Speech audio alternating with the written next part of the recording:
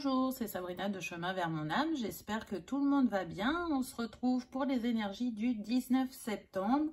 Donc c'est parti, on y va avec la numérologie. Donc le 19, 9 et 1, 10. Donc ça nous donne le 1. On est sur un nouveau départ, un nouveau commencement, quelque chose qui débute. Là, moi, ce que je sens, c'est qu'il est temps de vous investir dans un nouveau projet, d'avoir le courage de vos idées, de vos ambitions. Le 1, justement, va vous aider à libérer votre pouvoir créateur et votre pouvoir d'action. En tout cas, si vous hésitiez à mettre ce projet en place, qu'il soit personnel ou professionnel, on vous invite vraiment à vous faire confiance et à ne pas vous laisser parasiter peut-être par l'entourage. En tout cas, les graines là que vous allez semer pour ce projet qui vous tient à cœur, c'est des graines d'évidence. Vous le sentez, vous le savez en vous. Donc vraiment, écoutez-vous parce que la récolte qu'il y aura derrière, ça va être une récolte, je dirais, qualitative, fructueuse. Vous serez vraiment content de vous être écouté. Le 1, il est relié à l'élément feu, au soleil et au lion. Donc, on vient vous parler de votre rayonnement. Osez rayonner, osez vous montrer et osez vous positionner, je dirais. Mais avant tout, faites-vous confiance. Et puis, si on fait l'addition de la date du jour, on est en vibration 7. Donc, si vous avez des hésitations, des doutes, des peurs, le 7, il vient vous dire que les réponses, elles sont en vous. Écoutez-vous, faites appel à votre sagesse. Et si c'est vraiment fort, ce blocage, laissez remonter vos émotions, écoutez ce qu'elles ont à vous dire parce que c'est ça qui bloque. Donc, s'il y a beaucoup de peur, par exemple, allez chercher en vous d'où vient cette peur et pourquoi elle est si grande. Le 7, il est relié à l'élément eau, à Uranus, au poisson et au Cancer. Donc, quel chakra va être mis en avant ce jour? On a l'opale. Donc, l'opale, elle existe de plusieurs couleurs, mais pour moi, là, ce que je ressens, surtout qu'elle est blanche sur cette carte, c'est qu'on est sur le chakra couronne. Et il y a marqué étinceler. Vous êtes guidé à être audacieux et à montrer au monde votre côté plus grand que nature. Donc, vous voyez, c'est vraiment une invitation à vous faire confiance, à vous laisser briller, à vous laisser rayonner, parce que ce projet, il va vous nourrir. Et on insiste bien encore sur le fait que, peu importe le domaine, le fait d'oser mettre en place ce projet, ça va vous libérer. Ça va vous permettre de vous révéler. Et on me dit que si vous ne l'avez pas fait jusqu'à présent, c'est parce que vous aviez peur d'être jugé. Donc, sortez du regard des autres et faites-vous uniquement confiance parce qu'il n'y a que vous qui savez ce qui est bon et juste pour vous. Donc, peu importe que les avis autour de vous diffèrent ou ne vous comprennent pas, ça n'a pas d'importance. Ce qui est important, c'est vous, ce dont vous avez besoin. Ensuite, qu'est-ce qu'on a eu? Ça dépend de vous. Donc, on vous dit bien que tout est possible, que ce que vous ressentez est juste et que ce projet, il verra le jour que si vous osez faire ce pas, vous osez vous écouter. Il n'y a rien réellement dans la matière qui freine ce projet, hormis vos peurs et vos doutes. C'est ce qu'on est en train de vous dire. Pour moi, je sens des personnes qui passent un cap.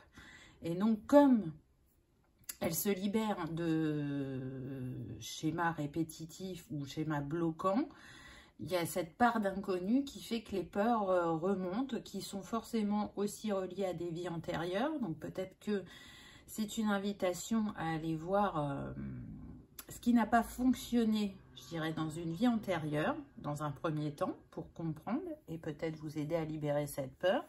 Et dans un deuxième temps, d'aller voir une vie antérieure où vous avez fait quelque chose de grand, de beau, qui a fonctionné, qui vous permettra peut-être aussi d'éclaircir certaines de vos capacités. En tout cas, ça pourrait vous aider.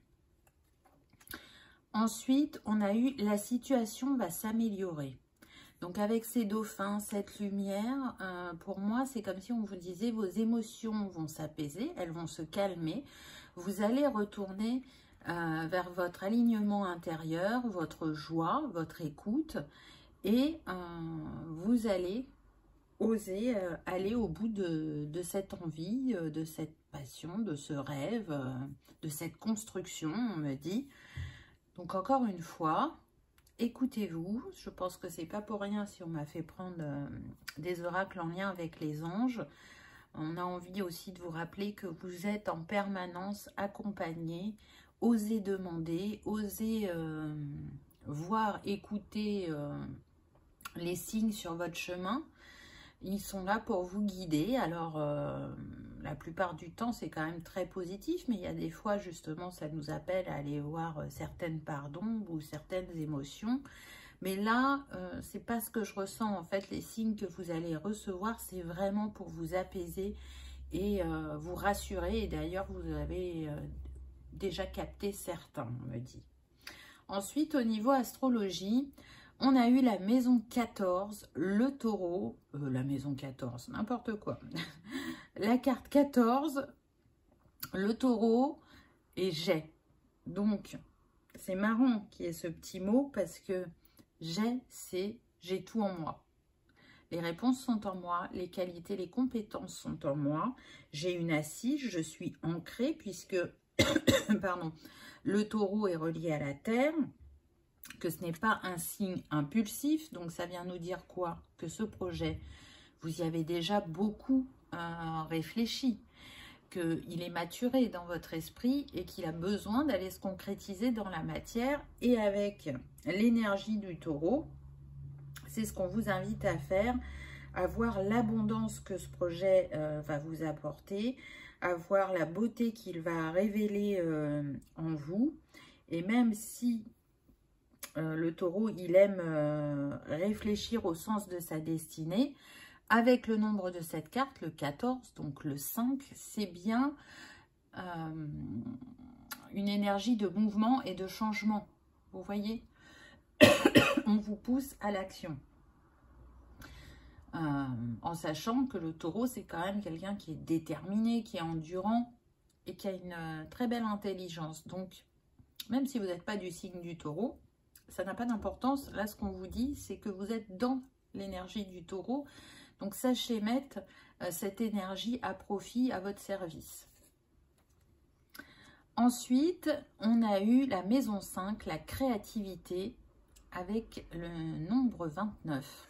Donc, je trouve que c'est tout à fait en lien avec ce dont on vient parler, puisque on est sur la création, la naissance d'un projet. La maison 5, c'est d'aller expérimenter ses passions et de découvrir sa créativité, d'aller alimenter son feu intérieur, d'aller l'exprimer dans la matière et d'être dans la réalisation. Donc, vous voyez, là, on avait déjà le 5, on retrouve le 5 ici. Donc, c'est comme si on avait le nombre mètre 55 qui vient vous soutenir et vous dire que vous savez faire preuve d'adaptabilité, vous savez relever les challenges. Et là, vous rentrez dans un chapitre où vous allez en fait parfaire ou développer certaines compétences par l'apprentissage qui va se faire par votre expérience. En tout cas, le 55, il parle bien d'opportunités et de changements importants, positifs dans votre vie. Mais pour ça, ça va être important de vous débarrasser de vos inquiétudes, de vos doutes, de vos peurs, afin de mieux recevoir ce qui vient à vous et de l'accepter. Ce qui est intéressant aussi, c'est que le 55, il est relié au chakra de la gorge et à l'archange Ariel. Donc, pour ceux qui aiment travailler avec les archanges, vous pouvez faire appel à lui. Et sinon, ça veut dire aussi que vous avez des choses à dire, à exprimer. Et on le sait, la créativité, elle passe par le sacré et par la gorge. Donc, il n'y a pas, je dirais, de hasard. Laissez-vous porter par votre créativité, par le plaisir que vous allez ressentir à le faire, je dirais. En tout cas, c'est aussi, on me dit, une invitation à retrouver votre imagination d'enfant. Parce que les enfants, ils n'ont pas de limite. Donc, soyez dans cet esprit de joie, de bonheur. Et pour certains, on me dit que ça peut être la révélation d'un talent artistique qui était caché. Ou pour d'autres, si vous étiez dans le mouvement, en ce moment, c'est le creux de la vague, j'ai pas d'inspiration, c'est la page blanche. Là, les énergies changent et vous allez retrouver cet engouement, cette créativité qui peut-être vous a fait défaut pendant un temps. Quelle est la pierre qui va vous accompagner en cette journée? On a la pierre de lune, les cycles lunaires et le chakra couronne avec le nombre 28 qui nous donne le 1. Donc, on est bien dans la vibration de la journée. Vous voyez, avant, on avait le 29. 9 et 2, 11. Donc là, c'est pareil. Vous voyez, il y a des énergies bien particulières parce que c'est comme si on avait le nombre 111. Et le nombre 111, eh bien, vous confirmez que ce qui vous fait envie, c'est aligné à vous, à votre destinée, mais qu'il faut être dans cette action d'initiative. J'ose, je prends le risque. Alors, en fait, il n'y a pas de risque là, soyons clairs, hein, parce que comme c'est aligné à votre destinée, vous pouvez avoir cette sensation qu'il y a un risque, mais c'est pas le cas. Hein. La pierre de lune, selon sa couleur, elle ne va pas être liée au même chakra. Là, elle est blanche, donc c'est bien le chakra couronne. C'est une invitation à écouter encore une fois votre intuition et à vous lancer. À vous lancer. Et du coup, plus vous allez visualiser votre objectif atteint, plus ça va être facile de mettre les étapes en place dans la matière, je dirais. Ce qui est intéressant avec la pierre de lune, c'est qu'elle va agir directement sur le corps mental et le corps astral. Et du coup, elle va vous permettre d'harmoniser vos émotions. Et on l'a vu tout à l'heure, peut-être que c'est vraiment ça qui vous bloque.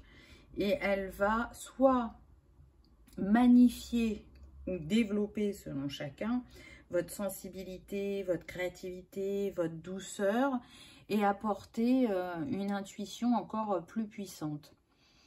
Sur cette carte, il y a marqué cycle lunaire. Donc, on peut être sur des personnes qui sont très reliées à la lune, mais aussi, cette carte, elle vient nous dire que vous êtes sur une fin de cycle, qu'il y a un nouveau cycle qui va bientôt débuter et que s'il arrive peut-être avant que vous ne l'aviez imaginé, ça peut être dû à la lune parce que vous avez fait des grandes libérations à la dernière pleine lune ou à la dernière nouvelle lune selon chacun. Voyez comment ça résonne. Et quelle est la fleur qui vous accompagne aujourd'hui? On a le lilas, c'est magnifique. Donc le lilas, il est relié au chakra du plexus et aux couronnes. Donc j'ai envie de dire qu'on vient vous montrer encore une fois votre connexion à l'univers, qu'on vient vous montrer votre grandeur. Et encore une fois, on vous invite à laisser s'exprimer cette grandeur et à écouter tous vos ressentis, qu'ils soient corporels, intuitifs, parce que vraiment, vous êtes poussés et accompagnés. On est, je sens, sur des personnes qui peuvent être discrètes, qui peuvent faire vraiment preuve d'humilité. En tout cas, le lilas, il est là aussi pour vous transmettre comme message qu'il y a bien du renouveau qui arrive, qu'il y a un changement et que vous êtes protégé. Il est relié aussi aux vies antérieures et je vous en parlais tout à l'heure. Donc, vous pouvez, comme je le disais, aller voir une de vos vies antérieures.